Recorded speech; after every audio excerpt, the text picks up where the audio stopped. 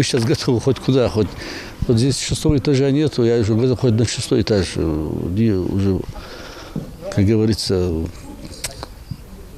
даже не знаю. Уже слов нет. Скитания по съемным квартирам, несбыточные мечты о собственной крыше над головой – все это стало неотъемлемой частью жизни Магомеда Аушева и его семьи последние 4 года. Из аварийного дома их выселили в 2016-м. Средства на аренду временного жилья тоже выделяются с большой задержкой. Очень тяжело, это не передать словами, на самом деле.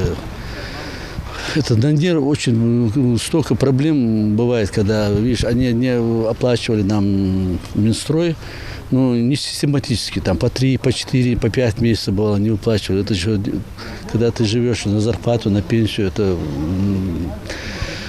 как сказать, проблемно, конечно. Магомед вместе с другими жильцами должен был заселиться в этот многоквартирный дом по улице Базоркина, 56. Его строительство началось в 2016-м. Минстрой Ингушетии заключил договор долевого строительства с подрядной организацией «Сармат». Министерство в рамках программы переселения из ветхого жилья получило на покупку квартир 44 миллиона. Из них 28 были переданы подрядчику для начала возведения объекта. Правда, израсходовав полученные средства, подрядчик приостановил строительство, ссылаясь на отсутствие собственных денег. Вскоре с ним начались судебные разбирательства, и уже в 2019-м договор с подрядчиком был расторгнут. Авансовые платежи по решению суда должен вернуть.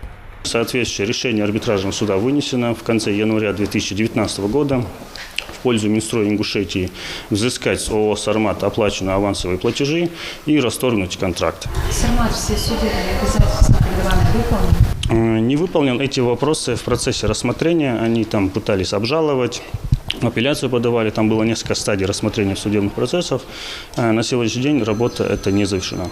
Многоквартирный дом подрядчик должен был сдать в 2017-м. В ожидании сдачи новых квартир еще 8 семей из этого дома. Люди живут буквально в экстремальных условиях. Забитые дымоходы, нет ни отопления, ни горячей воды. Все это сопровождается полной антисанитарией. И даже просто искупаться для людей – нелегкая задача. В этой квартире, в этой комнате двое угорели. Она угорела. Вызывали скорую помощь. И женщина здесь жила. Она там умерла. Вот. Как это, то есть, как пацан ее спас. Ее сын, пацан. да? Маленький мальчишка с ней здесь ночевал. А в чем причина? Почему? А потому что топили. Те дымоходы, забитые дымоходы. Гарри туда нет, все сюда выбивало. Стены до потолка черные. Мы же подбеливаем, белим. Да видно, что здесь жить нельзя. Здесь не... Сейчас строительство вновь возобновили. Нашелся инвестор, который согласился за свои деньги завершить объект. Правда, договоренность с ним только устная. Работы уже выполнены на 90%. Осталось благоустройство дворовой территории. Сдать планируют до конца года. Однако и здесь не обходится без проблем. По словам подрядчика, препятствует и местная администрация, которая отказывается выдавать разрешение подрядной организации на строительство дома. Конец мучая найти надо. Кто это тормозит? Это вот непонятно. Какую-то бумажку, разрешение пролить дыматься дешь. Человек взялся за свои средства строить.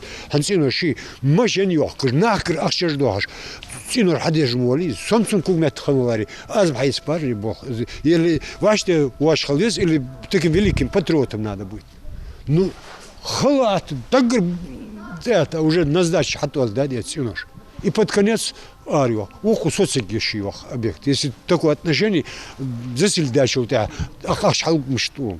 Нахер занимать, дадал здесь. Мы знаем, против климата, он заходит сразу, рукой трогает, если водомусонку слазит, переделай.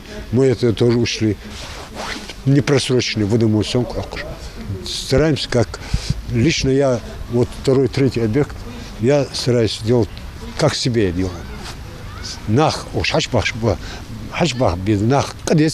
Казалось бы, деньги нашлись, строители есть, выкупить Минстрой готов. Какие могут быть проблемы? Ведь для муниципалитета выгоднее определить жилплощадь для своих жителей и, наконец, положить конец их мучениям и скитаниям. Что им мешает, объясняют. Как только нам предоставят соответствующие бумаги, мы продлим разрешение на строительство. Изначально оно было выдано. Как только нам предоставят заказчик в лице Министерства строительства, либо инвестиционные соглашения, либо долевое участие и подрядчик документы, мы продлим разрешение на строительство. Однако представители Министерства строительства с этим заявлением абсолютно не согласны. Поясняют, что сейчас никакого отношения к объекту не имеют. И только после завершения строительства, сдачи объекта в эксплуатацию и проведения конкурса могут выкупить квартиры у подрядчика. Также, со слов Минстроя, разрешение, которое ранее выдавалось первому инвестору, администрация города может передать действующей подрядной организации. Это инвестиционный объект, он не начинался строиться как инвестиционный объект. Есть соответствующий градостроительный кодекс, у них есть грамотные юристы. Они этот вопрос изучили, с нашими юристами согласовывали.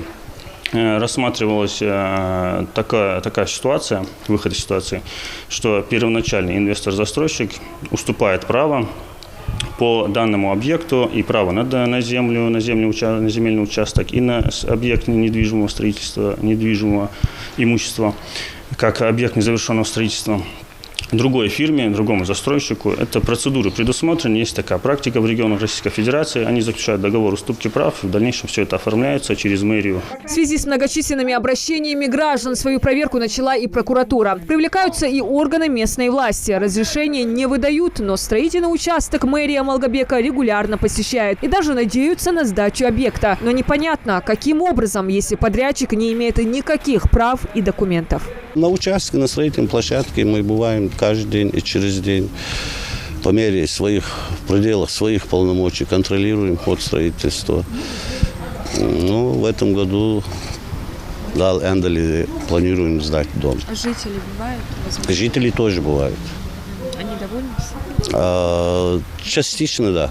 Всего переселить нужно 44 семьи, проживающие в Малгобеке. В их числе 77-й, 64-й и 56-й дома улицы Базоркина. Ну а пока все правовые вопросы решаются, люди продолжают терпеть неудобства. Тем не менее, скитающиеся жители верят и надеются, что хотя бы после стольких ожиданий найдут решение их проблемы и, наконец, обретут квартиры, полагающиеся им по закону. Диана Дударова, Хамзат Халухаев. Новости 24.